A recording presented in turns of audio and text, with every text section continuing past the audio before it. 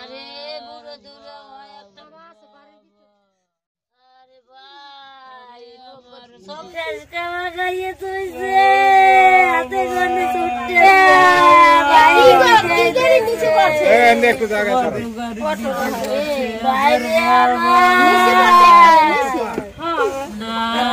আরে ভাই বাড়ি দিয়ে হালাইয়ে দেশে না তাতে আরে ওর পরনটা যে কিরমের গেছে রে বাইরে মা কোন দাঁড়িয়ে এলা আরে ভাই বাবা পুতে গাড়ি চালায় সব সময় অ্যাক্সিডেন্ট করে অ্যাম্বুলেন্স গুলো যায় ওরা গাড়ি চালাইলে এই রোডে আরো তো গাড়ি চালায় এরা তো অ্যাক্সিডেন্ট করে না ও আর ওর বাবাই অ্যাক্সিডেন্টটা বেশি করে এই রোডে গাড়িতে বলে গিরি বক্স আছে বক্স তো আছে কানের মধ্যে হেডফোন বরাবর ও আমার বাবারে দিয়ে গেছে পুরো কি দেখি ভাই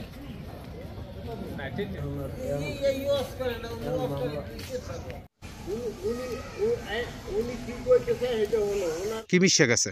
মিশে গেছে এখন এটা লই তো টানা হেসরা করে লাভ নাই। মামলা মকদ্দমা করলে রেজাল্ট তো কোনো এই বাচ্চা তো আর ফিরে যাবে না, এটা তো এছাড়া আধার তো আর কিছু করা যাবে না।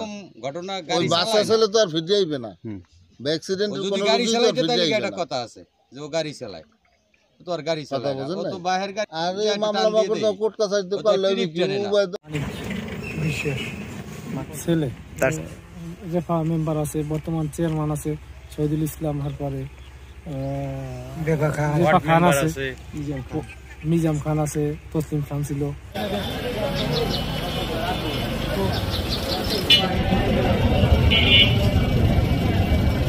গতকাল 1 ফেব্রুয়ারি সকাল অনুমান 9টার দিকে 8:30-9টার দিকে বকুলবাড়িয়া অটোর সাথে একটা বাচ্চার অ্যাক্সিডেন্টের নিউজ পাই আমরা।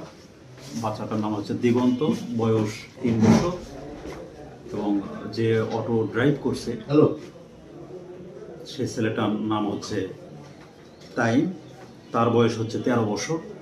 এই অটোটার সামনে পড়ে এই বাচ্চাটা অটোর নিচে যায় এবং সেখানে দুর্ঘটনাবশত এই বাচ্চাটা গুরুতর আহত হয়। পরবর্তীতে বাচ্চাকে গলাচিপা হসপিটালে নিলে ডাক্তার মৃত ঘোষণা করে। এই ঘটনা নিয়ে দিগন্তর বাবা বাদী হয়ে একটা এজাহার দায়ের করে। আমরা সর্বপরিয়া আইনে মামলা নিয়েছি এবং তদন্ত শেষে পুলিশ রিপোর্ট দাখিল করা হয়।